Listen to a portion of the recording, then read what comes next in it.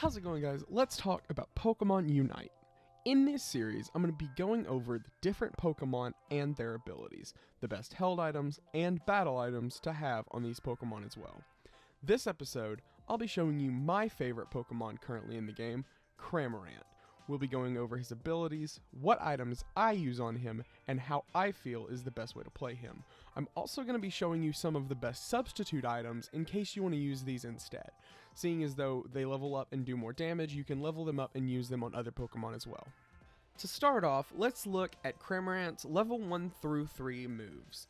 At level 1, you get a choice between Whirlpool and Feather Dance. Whirlpool creates a whirlpool that deals damage to opposing Pokemon in the area of effect. This move's area of effect slowly shrinks, but the damage dealt slowly increases.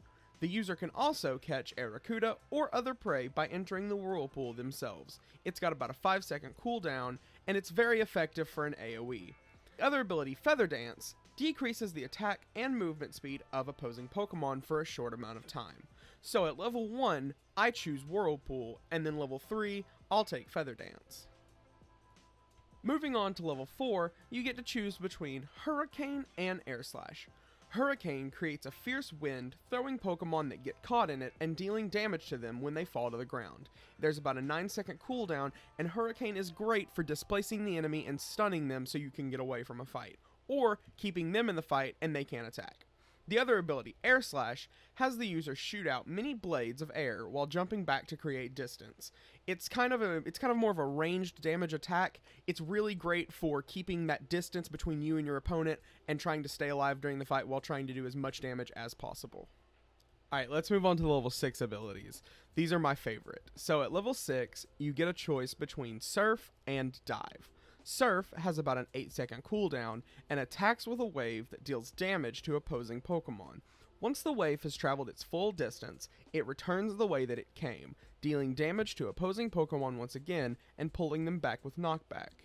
The user can also catch Arrokuda or other prey by entering the wave themselves.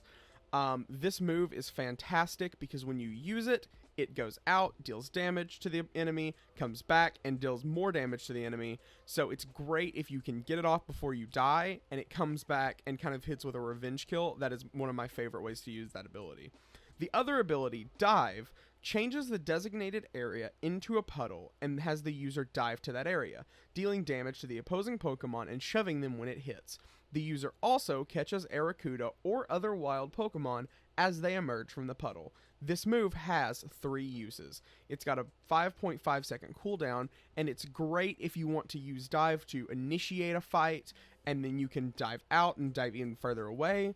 Or if it's not got enough charges, you can dive in, right? If you have Hurricane, you can use Hurricane to stun them, and then hopefully be able to dive out by the time they're done with the Hurricane. It's such a great combo, and there's so much stuff that you can do with this moveset, and it's an absolute blast. Last but not least, let's talk about Cramorant's ultimate. Well, his Unite move. At level 9, he gets Gatling Gulp Missile. Cramorant's Unite move creates a puddle at the user's current location. The user continuously uses their mouth to grab Arrokuda from a puddle and spits them out to attack the nearest opposing Pokemon. This user cannot move or use other moves while this move is in effect. This move creates a gigantic circle around Cramorant, shooting Arrokuda at them, dealing massive amounts of damage. If you pair this move with a Snorlax, who's got his barrier up, pushing them and keeping them inside of the circle, it's such a great teamwork move. Maybe a Crustle who can encase them inside of his move to keep them inside the circle. It's such a great finisher. It does a lot of damage, and it's got a ton of teamwork compatibility. Alright. Now that we've got the abilities out of the way, let me go over some of my favorite held items to use on Cramorant. One of them being the Shell Bell. The Shell Bell heals the attacker's HP when a special attack hits its target. Because of all of the special attack abilities that Cramorant has, the Shell Bell really works well with his moveset. Another ability being the Wise Glasses. The Wise Glasses greatly increase the damage of special attacks. Once again, because of all of Cramorant's special attack abilities, it's got such great combo with all of his moves, and it gives a big boost to his attack.